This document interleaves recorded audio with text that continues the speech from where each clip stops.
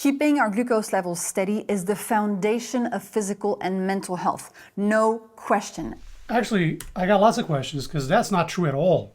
I mean, that's not even close. Oatmeal is carbs, so it's going to cause my glucose to go up. My insulin is going to... This is platinum nonsense. Okay, you guys asked me to take a look at the glucose goddess. Gotta respect the confidence to call yourself the god of something. Very healthy ego. By the way, we messaged her and asked if she wanted to come on, talk about her ideas. We have not heard back, so she didn't respond, or whoever handles her messages up there on Mount Olympus. Instead of having orange juice and oats in the morning, which are carbs and turn to glucose in our body, have eggs. I'm not even kidding. Eggs are better for you than having oats and juice in the morning for your heart, absolutely. So blanket statement right out of the gate. No matter who you are, I know nothing about you, eggs are better for you.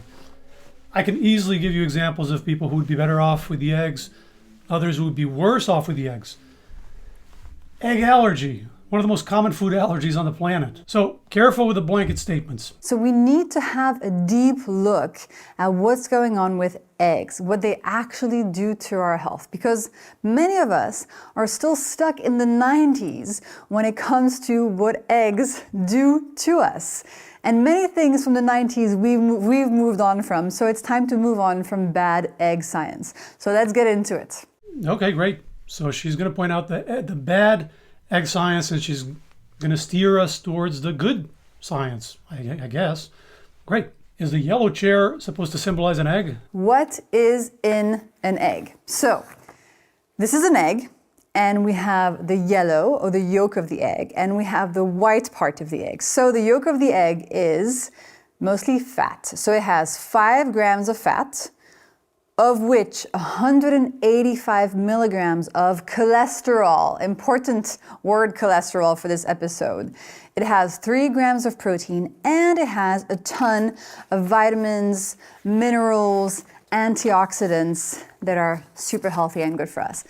Yeah, eggs have lots of nutrients that are beneficial, and eggs can be part of a healthy diet. The same is true of oatmeal, by the way. Long list of nutrients, vitamins, minerals, phytonutrients, and oats can be a part of a healthy diet. Exactly same logic. This was the belief. Commercial break. Time for a quick break to tell you about the supplement I have developed. She's selling some supplement. Now listen, in my years of research, I've understood one key thing.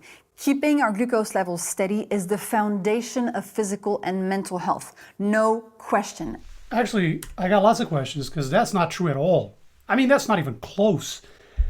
Changes of glucose over the course of the day are completely normal, completely physiological, and completely healthy. You could take the healthiest person on the planet, 20-year-old Olympic medalist, right, on the healthiest diet possible, handpicked, and you'd see their glucose fluctuate, oscillate, go up and down over the course of the day. It goes up with intense exercise. It goes up with all kinds of healthy foods.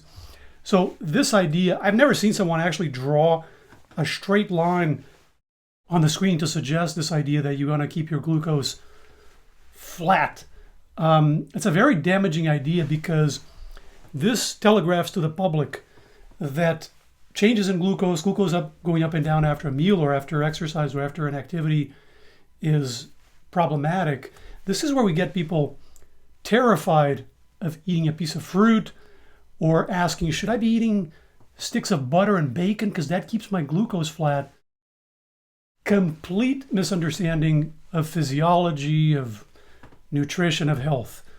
Changes of glucose are completely normal, just like changes in blood pressure, heart rate, and so many other parameters. And if I could only take one supplement for the rest of my life, let me guess, it's the one you sell. Keep my glucose level steady, it would be anti-spike formula. Shocker. With 2 more GLP-1 means healthier glucose. Okay, this just goes on forever. The ad is longer than the video itself.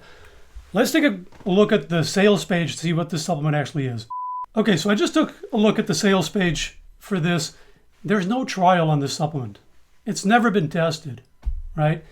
They just took a bunch of things that already exist, a bunch of different supplements, existing supplements that have some evidence for them, some better than others, and they jumbled them together. And they sell this as this proprietary thing, but they never tested it. The problem with that is when you mix different molecules, they can interact, they can change their actions reciprocally, right? So you can have actions that you see when they're alone may go away, may change. They can have new effects that you didn't see when the molecules are alone. You can have side effects. Side effects happen with supplements all the time. It's not rare. Don't fall for the idea that because a supplement is natural, it has to be completely safe, nothing bad can ever happen. That's not true at all. Side effects happen with supplements, including sometimes severe side effects, liver toxicity and other problems. I don't recommend buying any supplement that hasn't been directly tested. This is a very common game. So you take things that already exist, you mix them together, and you create this proprietary mix, and you sell it with a huge markup, right? Because only you sell this thing. But then you never actually test it. You have to show that it's effective, that it's safe. Otherwise, you're using your followers as guinea pigs. I take 2 capsules of anti-spike formula every single day before. Does she have diabetes? Highest in carbs and sugars. So go to anti. Or is she just hawking this for everyone? I think she's just trying to sell this to everyone, even if you don't have blood sugar problems. So the sales pitch here is kind of amazing. Take this pill that's never been tested to suppress a completely normal, completely physiological process.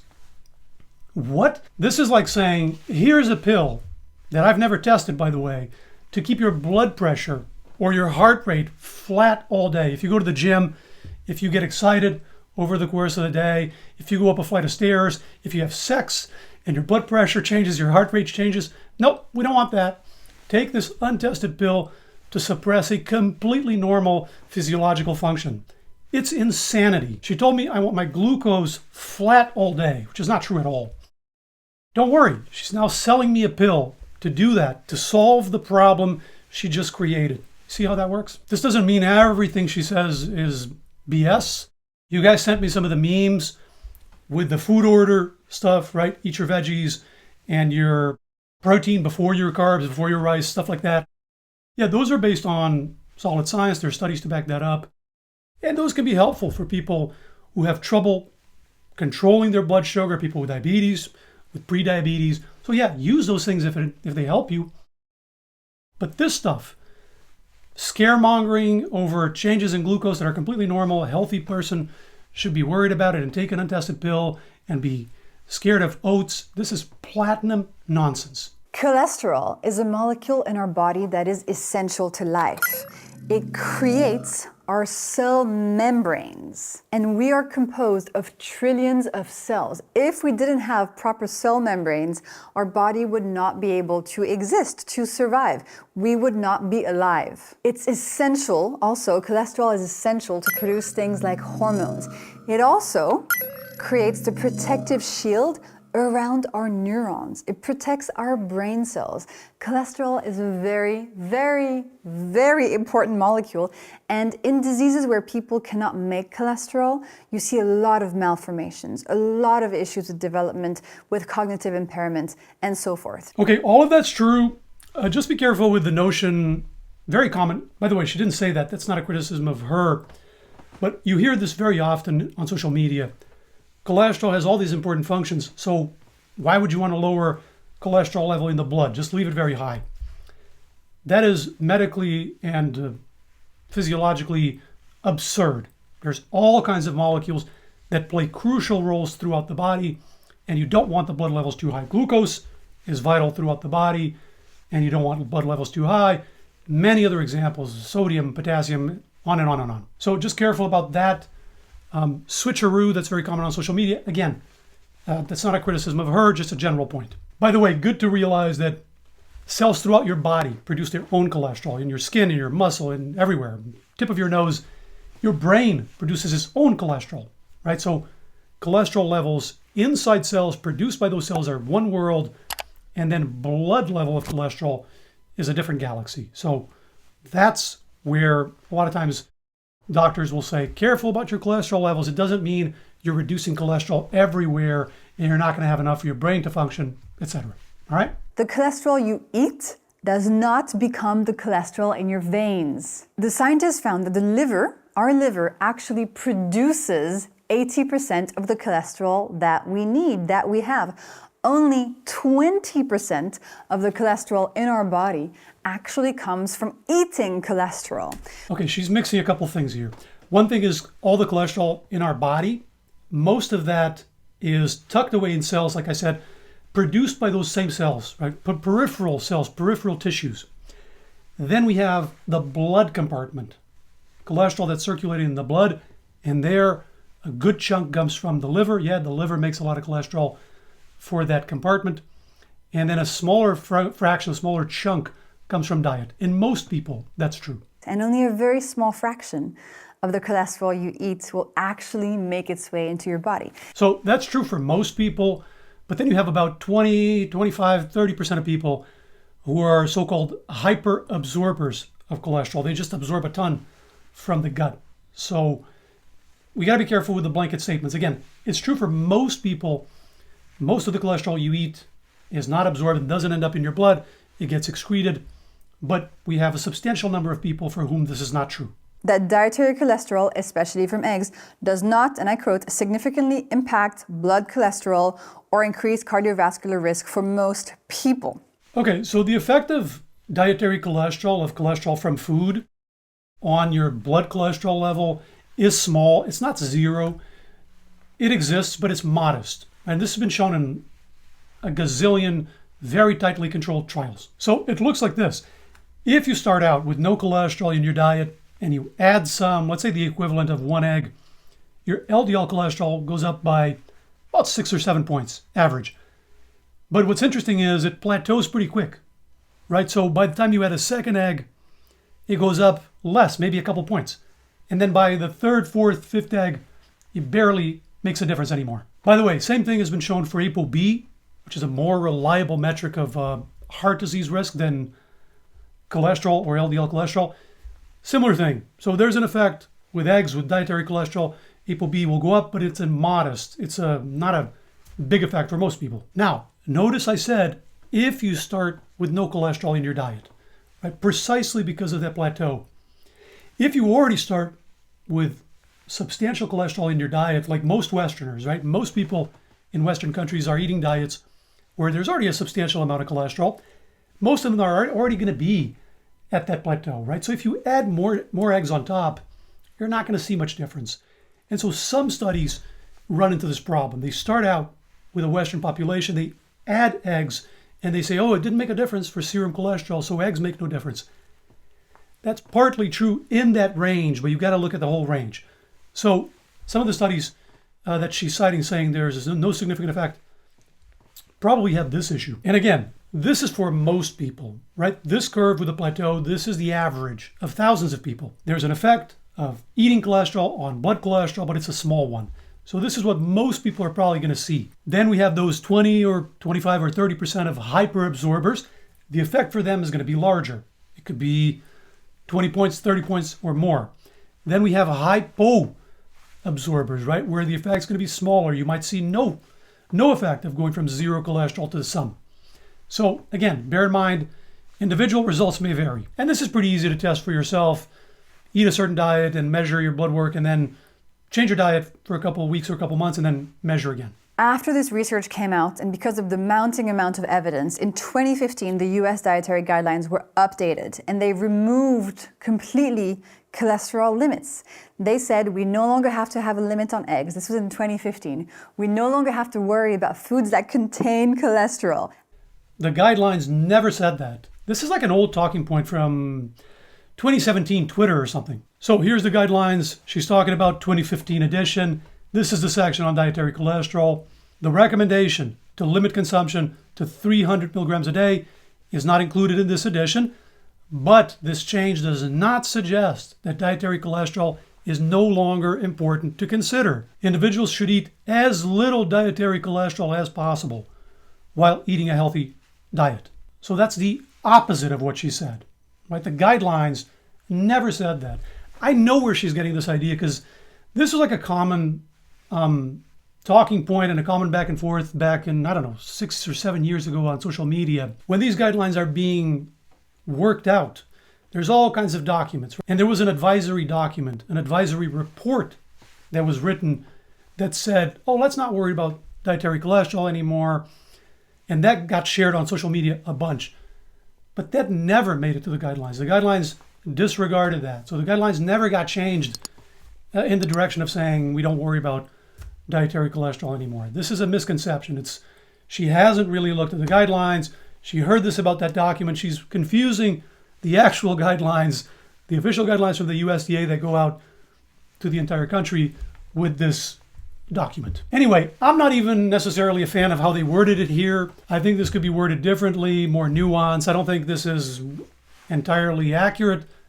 But point is to say that the guidelines changed and they said we don't have to worry about cholesterol in foods anymore, that's just not true. And they started saying what actually matters is saturated fats and trans fats. That's true. So the type of fats in your diet are a much stronger factor in determining your blood cholesterol levels than the cholesterol in your food. So saturated fats for most people tend to increase cholesterol level, and unsaturated fats like mono or polyunsaturated fats tend to decrease cholesterol levels. So things like olive oil and nuts and seeds and stuff like that. And so those are much stronger factors than how much cholesterol is in your food per se. And yeah, trans fats are bad, cause heart disease. Everybody agrees with that. So what do we do with all this information? Commercial break again.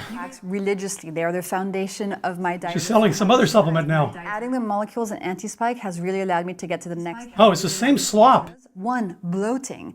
I don't even mind the sales pitches. I mean, YouTube runs ads on my videos. I just wish this was something with more science to back it up. First factor for heart disease is small, dense LDL particles of cholesterol. Yeah, small LDLs are problematic. If they're elevated, they're a risk for heart disease. They're not the only one, by the way. Careful with the tubular vision. Small LDLs can cause heart disease. Large LDLs can cause heart disease if they're frankly elevated. And there's other things that are not even LDL. There's VLDLs and remnants and all LPA. Lots of particles that can cause heart disease. So this is true, but it's not the only one. The first thing we need to do is reduce sugar, because sugar and high insulin and high glucose levels and fructose in the body will make both of those things worse. It will prompt your liver to produce small particle LDL, and it'll oxidize particles in your bloodstream. So instead of having orange juice and oats in the morning, which are carbs and turn to glucose in our body, have eggs. I'm not even kidding. Eggs are better. Notice how she starts by saying, reduce the sugar in your diet. And then she shifts to a whole grain, oats, right? She's basically lumping all carbohydrates together. So candy and soda and fruit and whole grains is probably all the same in her head. And her logic is sugar will raise small dense LDLs and it'll cause oxidation. The problem is this has been tested specifically for oats. So this randomized trial gave people oats and their small LDL cholesterol actually decreased on the oats. And more importantly, their total LDL particles, the total number of LDLs, also decreased. And then oxidation of LDL particles has also been looked at in randomized trials after giving oats. Basically, it doesn't go up. Right? This oxLDL lab metric. By the way, if I'm being honest, that metric doesn't even matter. Nobody uses it in cardiology anymore. Completely, we're beyond that now. It doesn't add any additional information. If you have things like ApoB and other metrics, this oxLDL test tells us nothing of value. But anyway, these ideas just don't pan out. And if you put people on diets with whole grains, like the traditional Mediterranean diet, randomized trials on that, lasting years, they see lower risk of heart disease, less heart attacks, or fewer heart attacks, I guess is the right way to say it, not more. And those same diets shrink the plaque in the artery wall, by the way. And then we have dozens of randomized trials giving the oats to people and measuring all kinds of metrics, blood pressure, and BMI, and inflammation, and fasting glucose, and cholesterol levels. and consistently you either don't see a change, or when any of those metrics changes on the oats, it's usually an improvement. Things get better, they don't get worse. And there's also trials that compared oats to eggs. So giving people a breakfast that's either eggs or oats. Here's an example. They gave people either eggs or oats for breakfast. And after, I think it was a month and a half in this trial, BMI wasn't different between the groups, triglycerides, blood pressure, artery function, no difference. The only difference between the groups was cholesterol, which is lower on the oats. So if you prefer to eat an egg, if you don't like oats, or if you have diabetes and you eat some oats and you have a massive abnormal glucose response that lasts for hours and you want to avoid that, you want to dial back on the oats, I think that's reasonable. But this stuff with whole grains cause heart disease, they're bad for the arteries, they're bad for the heart, is complete and utter first-grade nonsense. This stuff of lumping all the carbs together, refined carbs, unrefined, doesn't matter, it's all carbs, it's the same thing as lumping all the fats together. It's saying that all fats are the same. Trans fats, unsaturated, saturated, it's all the same. It's to fail nutrition 101. By the way, this is pretty funny. I just interviewed Dr. Ron Krauss, arguably the #1 small LDL buff on the planet. And we went over all the stuff of the small LDLs and the risk of cardiovascular disease. And I asked him point blank, what foods do you recommend for heart health? And guess what he said? He mentioned nuts, steel-cut oats, and pumpernickel bread. So whole grains that are intact, that are unprocessed. Because everybody in nutrition and medicine understands this difference between candy and soda on one hand and a whole grain, like oats or barley or something like that.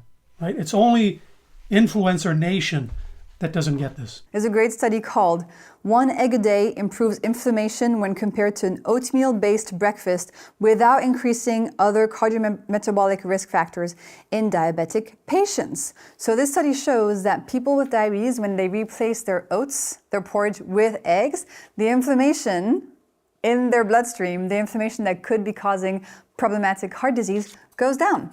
Yeah. I remember this study. If it's the one I'm thinking of, it wasn't eggs versus oatmeal. So they mixed a bunch of foods. It was like a whole breakfast. Yeah, so I pulled the study. This is the one she's talking about. Here's what they did.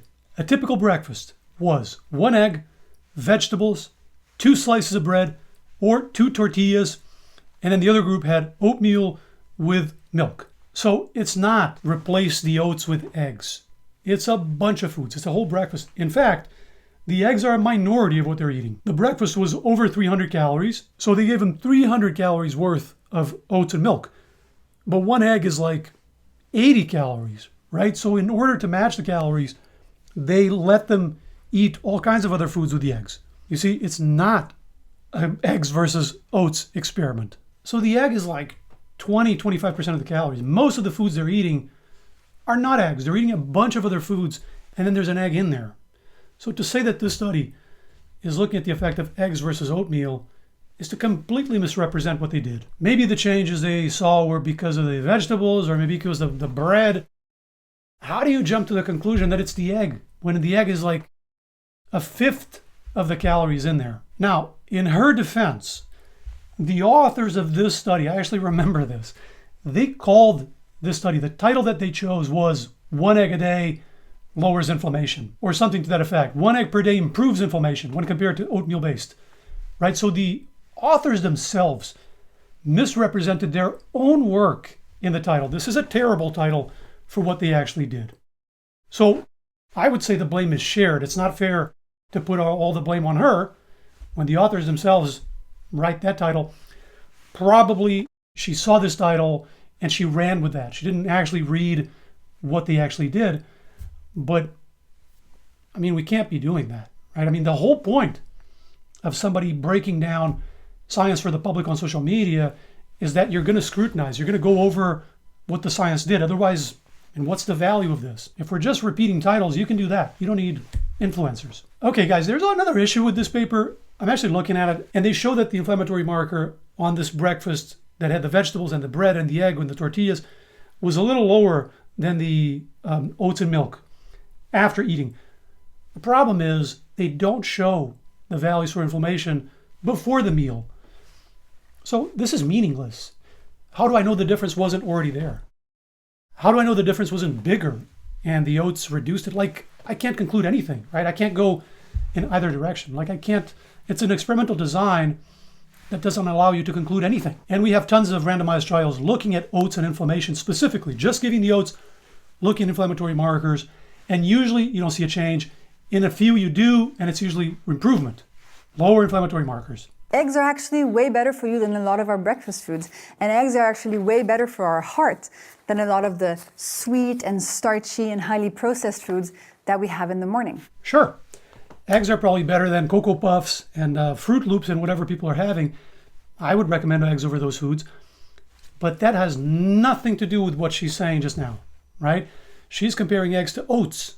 So again, she lumps all these things together. Eggs are probably much better than those refined, highly refined foods that most Westerners have. But then why are you scaring people over oatmeal, which is a whole grain, unrefined, which would be an upgrade if they started eating that instead of the refined stuff? Another important key factor to look at when you're trying to reduce heart disease risk is to reduce your glucose spikes. Studies show us that even if you have normal levels of fasting glucose levels, meaning you're not pre-diabetic and you don't have diabetes, so glucose spikes on a daily basis are harmful to the cells in your blood vessels. Okay, this is where the rubber meets the road, because what she just said is a sensational claim. She just said, if you're healthy, if you don't have diabetes or prediabetes, you don't have a disturbance in your glucose metabolism, changes of glucose level over the course of the day are bad for your arteries. What evidence has she seen to back this up? 2 studies I'll mention. The first one is called Postprandial Hyperglycemia as an Etiological Factor in Vascular Disease. Number 2 is oscillating glucose is more deleterious to endothelial function and oxidative stress than mean glucose in normal and type 2 diabetic patients. These studies show us that managing our glucose levels is key to help us have a healthy heart and healthy blood vessels. Okay, I'm going to go look at those. I'm really curious. By the way, let me just point out how crucial it is that she's mentioning studies, right? Even when she's wrong or even when the study doesn't back her up, the fact that she points to studies allows this process to occur. This is how science works. We say something, we show the evidence. And then somebody else can do this. Somebody else can go and look at the study and go, oh, it supports the claim or it doesn't support the claim. And you move forward, right? It's a productive process. Crucial. Okay, so I went over those 2 references really carefully, okay? One of them uses a lab technique called a hyperglycemic clamp. What is that? It's a technique where you shift people's glucose level by infusing glucose into their veins. It's not an eating experiment. They're not giving them certain foods and seeing what happens. You bring the participants into the lab, you hook them up, you push glucose into their veins, and then you switch like a light switch, right? Their glucose, their blood sugar level goes from 90, which is normal, to 180, and then to 270, which is very high. And then this is the key factor here. They left it there for hours and hours. If you know how glucose changes after a meal in normal individuals, and if you don't, I'll tell you in 30 seconds. That peak happens pretty quickly, and then pretty rapidly also, the peak decreases, the value of glucose comes back down. And by 2 hours, it's already pretty much at baseline. So that's what happens in a healthy individual. Now, an individual that has diabetes, they struggle to process glucose normally. So this normal process of removing the glucose from circulation, the diabetic can't do that effectively. So that glucose stays in circulation too long. It's this prolonged exposure to the hyperglycemia that's the problem. There might be other problems with diabetes, but that's one of them, right? So you can see that this experiment where you crank up the glucose and you leave it up there flat for hours is much closer, much more resembles the situation in a diabetic person than this peak that we see in healthy individuals. In fact, in some ways, this experiment is more extreme than what happens in a diabetic, because even in a diabetic, the level will still come down slowly. It just takes longer. It takes hours, which is abnormal. But to just stay flat up there is a really, really extreme challenge. So just understanding this has nothing to do with the physiological glucose changes that a healthy individual experiences after a meal. By the way, really interesting additional experiment that they did in this study. When they gave them these boosts of glucose, they saw some molecular changes and some changes to the artery physiology that were concerning, right? Not surprising. Well, these long, several hours exposure to very high levels of glucose. Now, if they gave them at the same time as they cranked up their glucose, if they gave them vitamin C, all of those changes were reversed, even though the glucose was still cranked up. So the glucose itself was not sufficient to cause those issues. The vitamin C was enough to reverse. The point is, shoving glucose into somebody's vein in a lab in an artificial experiment is not the same as eating a food that has a ton of components and that has all kinds of complex physiological processes. And we have to look at the actual effect of eating the food, right? These logical leaps that sometimes people take. Oh, oatmeal is carbs, so it's going to cause my glucose to go up, my insulin is going to, right? That's not how it works. There's all kinds of other physiological processes. There's all kinds of other components. There's avenanthramides, and there's fiber that has all kinds of factors and effects also in your gut microbiome, and affects absorption of glucose speed, and affects your insulin resistance. So it's not just glucose, carbs, insulin, glucose spikes diabetes. This is all an oversimplification and a misconception. Okay, so that's the one study. The other study is actually a review.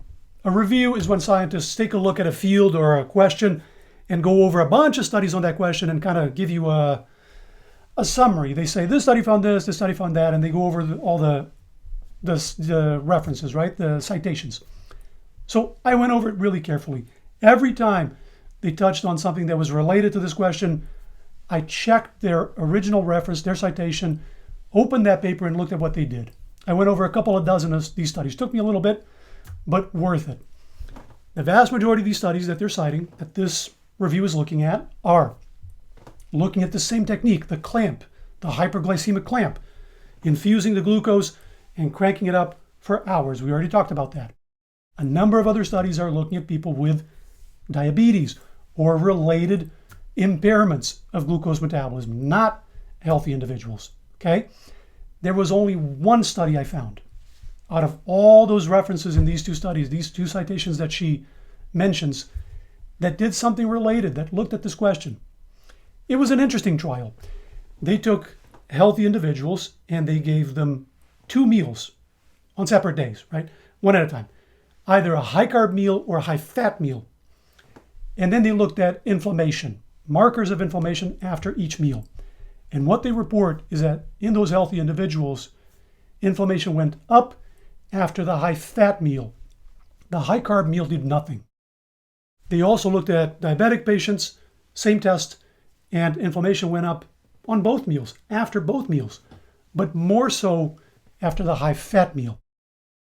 By the way, the carb wasn't even the high carb meal, which was 60 or 70% of calories from carbs, wasn't even a healthy carb, wasn't even a whole grain. It's not even a carb that people would recommend. It was a pizza, okay? No cheese, high carb pizza. Not even a food that would be widely recommended. And yet it doesn't have these effects that she's talking about. So my question is, why didn't she talk about this? Why didn't she bring up this study?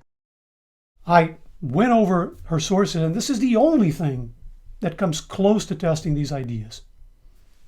Why not bring that up? The result goes in the opposite direction of her pet views. Now, by the same token, would I look at this study and conclude that, oh, so fat is bad for you? No, that's completely unscientific, right? Just lumping everything together. It's the same thing I'm criticizing. First of all, their high-fat meal was sausage, butter, eggs, olive oil, and some bread. It was 60% or so of calories from fat. Maybe that effect on inflammation is coming from the sausage, which is a processed red meat that nobody recommends anyway. I wouldn't indict all fats based on this, right? We don't lump all fats together, just like we don't lump all carbs together. Also, you want to be careful with these studies that look at an acute change in a physiological parameter, like inflammation, or like glucose, or like blood pressure, just changing momentarily after some activity or some meal. This doesn't necessarily mean that it causes harm long term. Exercise causes inflammatory markers to go up acutely, right? Not long term, and yet is a healthy activity. So we want to be careful extrapolating from these short-term changes that happen in our bodies after all kinds of things. As you see this on the internet all the time, oh, this marker went up, this molecule went up, this thing is poison. That's not how this works. That is not how science works. It's not how nutrition works. Guys, we're going to move on. The point here is not to bash her and destroy her and all this nonsense. The point is we have to keep each other accountable. And the same rules go for me, of course. You can't start a video by saying, oh, all this bad science from the 90s, all this bad egg science, I'll show you the good science. And then every time, I think it's been every single time that she cites a study and we look it up, it doesn't support what she said. And sometimes it's the opposite of what she said. This is insane. We can't be operating at this level. We have to set the bar higher, and viewers have to demand more and vote with your clicks and educate yourselves and just not put up with this type of thing. Maybe this is why they call her the goddess, because you got to take the information on faith. Every single source you check crumbles. I'm not saying she's lying. She probably hasn't really looked at these studies carefully, right? And it doesn't take that long. It takes 20 minutes per study. If you're looking at a review like that, it might take you a few hours. It took me a few hours to go over every reference. I mean, to produce this video is more work than the literature review. Look at how much work went into this video. Look at the sets, the elaborate sets, the production value, the filming, the editing, all this stuff, high production. You can't get an undergrad to check your references if you don't want to do it yourself. My point is, our standards are so crazy low on social media that you can get away with anything. And this is not okay. Now, total cholesterol is really not a very good way to predict if you're going to have heart disease. For example, 50% of people who have a heart attack have normal levels of total cholesterol. So, lots of people have heart attacks with normal glucose. Does that mean we don't look at glucose? No, it means there's other factors, right? It's true. Total cholesterol is a dirty metric. It's not very reliable, and there's many better metrics. LDL is better than total cholesterol. ApoB is better than both of those. So it's true. Don't rely on your total cholesterol like it's a divinity, a god or a goddess. But this logic is really bad. This thing isn't good because some people have heart attacks where this metric is normal. So what? That doesn't mean it's not an indicator.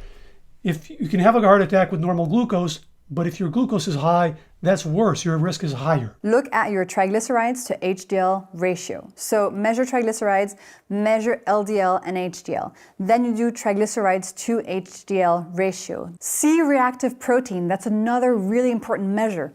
This measures inflammation. This number should be as low as possible. It should be as close to zero as you can possibly get it. Then your ApoB number. This is a measure of all potentially problematic fat particles in your blood. It should also be as low as possible. Calcium score should be as low as possible. Insulin resistance should also be as low as possible, as it's a big factor for heart disease. Okay, so she's going over a lab test that she recommends keeping an eye on for heart disease risk. Most of these are good. You want to be careful with the first one she mentioned there, these ratios, the triglycerides to HDL or total cholesterol to HDL. Those things are really dicey. They're not reliable at individual level. So they track with risk in populations. At individual level, though, they're not reliable because HDL is not a reliable metric of risk. HDL can change without following risk. So your HDL can go up based on lots of different things, from alcohol to smoking to different foods. Your HDL can sometimes go up without risk changing or even with risk increasing. So it can give us false reassurance. The ratios, the HDL ratios look better and we think, oh, I lowered my risk. Not necessarily. So careful with those HDL ratios. The rest of the stuff she mentioned is good. I agree CRP as a metric, general metric of inflammation is an important factor. It's good she mentioned ApoB, it's a good metric. Insulin resistance is an important metric. You don't want to have that, on the ceiling. It's an important metric for heart disease risk. So calcium score is informative. There are limitations there, but informative. Most of that stuff is good. I would just add LPA, which 20 to 30% of people have it elevated. Major risk for heart disease, especially in people who have the other risk factors look good. So their cholesterol's not high and their blood pressure's not high and they think, I'm safe. Sometimes they have a family history of people just dropping with heart attacks and strokes in their 40s and 50s. And it's a mystery because their cholesterol's not that bad and LPA is high. So you want to measure that at least once because it's strongly genetically determined. So measure your LPA to know. And then blood pressure, obviously, big factor to keep an eye on as well. Your result of bad cholesterol, as in LDL, is not a very good predictor. We need to dig deeper. Now we understand way more than we did just a decade ago. So looking at just total cholesterol and LDL does not give you an accurate enough image of what's actually going on within and of your real, true heart disease risk. That's all true. So LDL is better than total cholesterol, but it's still a dirty metric. Sometimes it doesn't pick up people who have high risk and vice versa. Your LDL can be a little high and you might not be at risk. ApoB is much better. LDL is not the end-all be-all. This is a good tip. Doesn't mean we ignore high LDL. Sometimes on social media, people go to that extreme. My LDL is just scandalous, but I don't care because that's not how it works. The higher your LDL is, the more likely that your ApoB is high as well. So don't ignore it. Just investigate further. Get an ApoB, see if that's high. All right, guys. Overall, we've seen a lot worse. I'm not trying to say that everybody's the same. We've seen influencers that are, oh my God, she gets some things right. The food order tips, those actionable kind of hacks are good. Use those if they help you.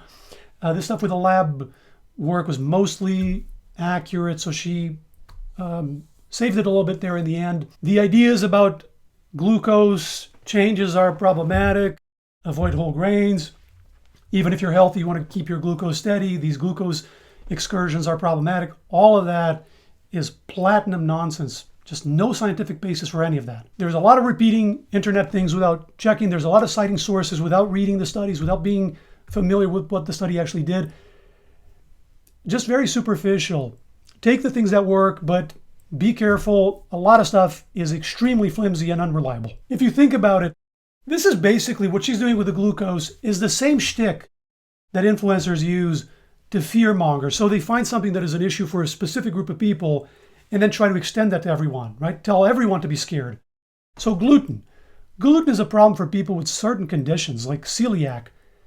So the influencer shtick is everybody be scared of gluten now. Gluten is killing everyone. Oxalates. Take something that is an issue for specific people with a susceptibility, kidney stone formers, and now scare everyone with it. You should avoid a drop of oxalate in your foods. Pure nonsense. All kinds of that stuff. This is exactly the same. She's finding something that is abnormal in a group of people with diabetes, with prediabetes, and telling healthy people to be scared of glucose changes that are completely normal. And by the way, go buy my untested pill to solve a problem you don't have. Don't fall for this. Glucose changing in your blood after a meal with carbohydrate is normal. It's healthy physiology. In fact, if your glucose goes up and comes down, that means you're healthy. Okay? Just like after eating a meal with fats, your triglyceride levels in the blood will go up and then come back down. That's not disease. What's disease is having high triglyceride levels all the time, having high glucose levels all the time. Here's a lot more on glucose spikes, when to be concerned and when not, when are they completely normal, and here's a lot more on reversing diabetes with diet. Check them out. I'll see you next time. Bye-bye.